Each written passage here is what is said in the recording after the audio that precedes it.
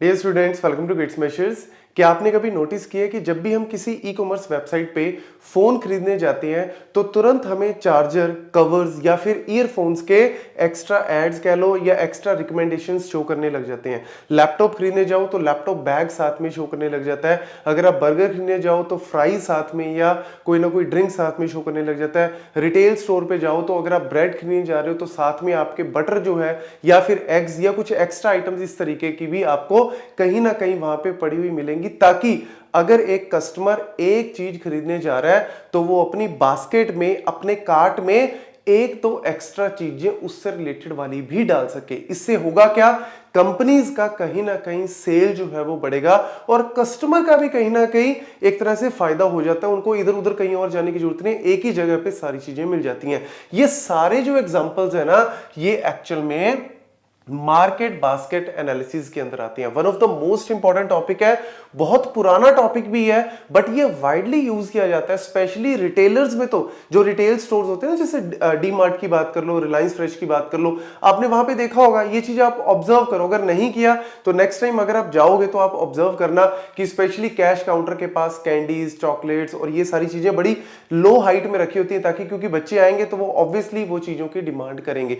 ये सारे पॉइंट जो है वो कहीं ना कहीं सेल्स को बढ़ाने के लिए, पैटर्न्स को रिकॉग्नाइज करने के लिए कि कस्टमर क्या चीजें खरीद रहा है, इसके अलावा उससे रिलेटेड क्या चीजें खरीद सकता है। और ये चीजें कहीं ना कहीं अपनी सेल को, कंपनीज जो है वो अपनी सेल को बढ़ाने के लिए यूज करती हैं। तो मार्केट बास्केट एनालिसिस में और इसके अलावा कोई अलग से कोई रूल नहीं, कोई तंत्र मंत्र वाली बात नहीं है। ये सिंपल क्या कहता है कि भैया it is a data mining technique, one of the most important technique to identify relationship between the products purchase together in the transactions. तो मतलब हमें वो पैटर्न्स को रिकॉग्नाइज करना है कि अगर ऑनलाइन एक बंदे ने चार चीजें खरीदी हैं तो कौन सी चार है, क्या आपस में उनका कोई एसोसिएशन, कोई रिलेशन है। उसी तरीके से वो नेक्स्ट कस्टमर को भी प्रोवाइड कर सकते हैं। हो सकता है उसकी भी प्रोबेबिलिटी हो कि वो सेम चीजें खरीदे।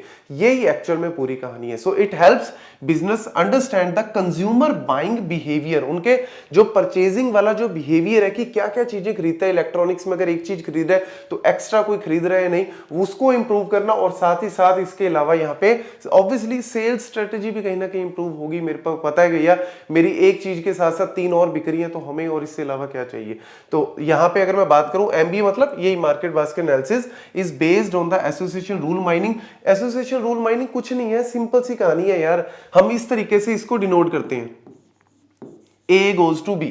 मतलब अगर कोई बंदा A को खरीद रहा है, किसी एक प्रोडक्ट को खरीद रहा है, लेट्स से अगर वो बर्गर खरीद रहा है, तो क्या प्रोबेबिलिटी है, क्या एसोसिएशन है उसकी फ्राइज के साथ कि भैया वो फ्राइज भी खरीदेगा। इसी वजह से आपने देखा होगा कॉम्बोज बना रखे होते हैं ना, तो वो कॉम्बोज में इसी तरीके से बनाते हैं, बर्गर, फ्राइज और साथ में ऑब्वियसली एक और भी एसोसिएशन हो सकता है साथ में। लेट्स सपोज कोई कोल्ड ड्रिंक कह लो या कोई ड्रिंक से रिलेटेड जो है वो इस तरीके से बनाई जाती है ताकि मेरी सेल को मैं बढ़ा सकूं। यही चीज ये कहता है। अब इसके अलावा इसमें थोड़ा सा मतलब फॉर्मूलाज कह रहा हूं या थोड़ा सा इसके अंदर मेजरमेंट्स भी हैं, कुछ आप पॉइंट्स भी नोट कर सकते हो। जैसे इसमें सपोर्ट को कैलकुलेट किया जाता है। सपोर्ट का मतलब क्या है, किसी भी प्रोडक्ट का अगर मुझे सपोर्ट कैलकुलेट करना है, जैसे सपोर्ट ऑफ ए कैलकुलेट करना है किसी ए प्रोडक्ट का, आइटम का, तो वो कहता है it is a measure of how frequently an item appears in the data set. कहने का मतलब क्या है, बड़ा सिंपल सा फॉर्मूला इसका कि लेट्स सपोज आपके पास 100 ट्रांजैक्शंस हुई हैं, मतलब आप किसी ऑनलाइन रिटेल स्टोर की बात कर लो या फिजिकल स्टोर की बात कर लो, 100 नंबर ऑफ ट्रांजैक्शंस है, उसमें से लेट्स सपोज 50 ट्रांजैक्शंस के अंदर बंदों ने मिल्क परचेज किया है। तो मिल्क का अगर मुझे सपोर्ट कैलकुलेट करना है तो कैसे करेंगे, कितनी ट्रांजैक्शंस में मिल्क आया है, 50 ट्रांजैक्शंस में, टोटल ट्रांजैक्शंस कितनी है, 100 है। तो यानी आप इसको मतलब एक तरह से आप इसको कैलकुलेट कर सकते हो कि भैया 50% ट्रांजैक्शंस में मिल्क आया है, तो सपोर्ट कितना हो गया, इसका इतना हो गया। तो ये सपोर्ट से हमें आइडिया मिलता है,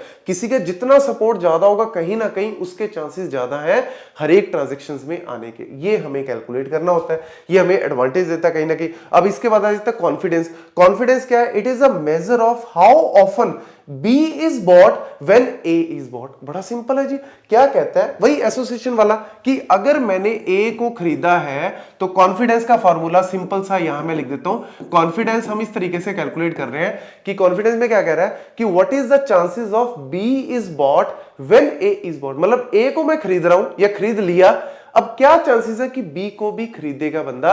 अब इसका फॉर्मूला क्या होता है? Support of A and B, मतलब ए और बी का जो सपोर्ट है वो कैलकुलेट कर लो, डिवाइड बाय सपोर्ट ऑफ ए। तो इस तरीके से अगर आपको कोई फॉर्मूला पूछ ले तो आप इजीली कैलकुलेट कर सकते हो। मतलब वो सारी ट्रांजैक्शंस निकालो जहां पे मिल्क कह लो और बटर कह लो, या कोई भी एग्जांपल ले लो, लेट्स से आप ये बर्गर और फ्राइज वाला एग्जांपल ले लो। मतलब 100 ट्रांजैक्शंस ऐसी थी जिसमें से 100 में से लेट्स सपोज 70 या 50 ट्रांजैक्शंस ऐसी थी जिसमें बर्गर और फ्राइज को इकट्ठा खरीदा गया है, डिवाइड बाय बर्गर को कितनी जगह खरीदा गया है, लेट्स सपोज 70 जगह खरीदा गया। तो इस तरीके से आप कैलकुलेट कर सकते हो कि दोनों को इकट्ठा कितनी जगह खरीदा गया, डिवाइड बाय ए। तो ये बड़ा इंपॉर्टेंट फॉर्मूला है कॉन्फिडेंस का। तो ये सारी चीजें कैलकुलेट करनी होती है। और ये क्यों कैलकुलेट कर रहे हैं, क्यों सीख रहे हैं? क्योंकि जो एमबीए में एक इंपॉर्टेंट आगे दो एल्गोरिदम्स आते हैं, एफपी ग्रोथ एल्गोरिदम आता है, एप्रोयरी एल्गोरिदम आता है, बड़े इंपॉर्टेंट है, उसमें ये सारी चीजें हम लोग निकालते हैं। तो इसलिए आपको पता होना चाहिए। और लास्ट में आपके पास आ गया लिफ्ट। लिफ्ट क्या कहता है? It shows how much more likely A and B are brought together compare to independent growth. मतलब दो लोगों के, दो आइटम्स के इकट्ठे खरीदने की प्रोबेबिलिटी कितनी है, ये कंपैरिजन कितना ज्यादा है कंपैरेटिवली उनको अलग अलग खरीदा जाए। अब ये अलग अलग अगर खरीद रहे हैं तो कम प्रोबेबिलिटी है, लेकिन इकट्ठे की ज्यादा है, तो फिर उनका कॉम्बो बना दो ना, ताकि आपकी सेल भी बढ़ेगी और आपका कहीं ना कहीं आइटम्स भी ज्यादा बिकेगी। तो ये लिफ्ट कहलाता है। अब लिफ्ट का फॉर्मूला क्या आता है? जैसे अगर मेरे को लिफ्ट निकालना है A goes to B का, मतलब लिफ्ट अगर मेरे को कैलकुलेट करना है तो वो क्या कहता है? कॉन्फिडेंस। आपको क्या कैलकुलेट करना है? कॉन्फिडेंस कैलकुलेट करना है, जो हमने ऊपर कैलकुलेट किया है, divide by support of B। अब यहां पे अब वही हो गया, पहले ए की सपोर्ट बी की सपोर्ट निकाल लो, फिर confidence of A goes to B निकाल लिया, हमारे पास support of A and B है, divide by support of A कर दिया। जब कॉन्फिडेंस निकल गया, अब मुझे लिफ्ट निकालना है ए गोज टू बी का। उसके लिए फॉर्मूला क्या है? कॉन्फिडेंस जो हमने यहां पे निकाला है, divide by support of B.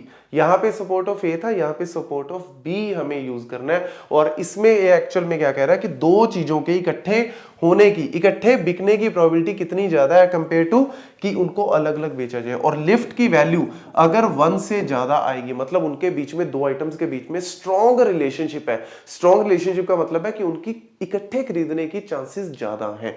तो ये सारे पॉइंट जो है वो नोट कर लो। इसके अलावा इसमें कुछ नहीं है। नेक्स्ट वीडियोस में हम लोग जो है वो एप्रोयरी और एफपी ग्रोथ को पढ़ेंगे।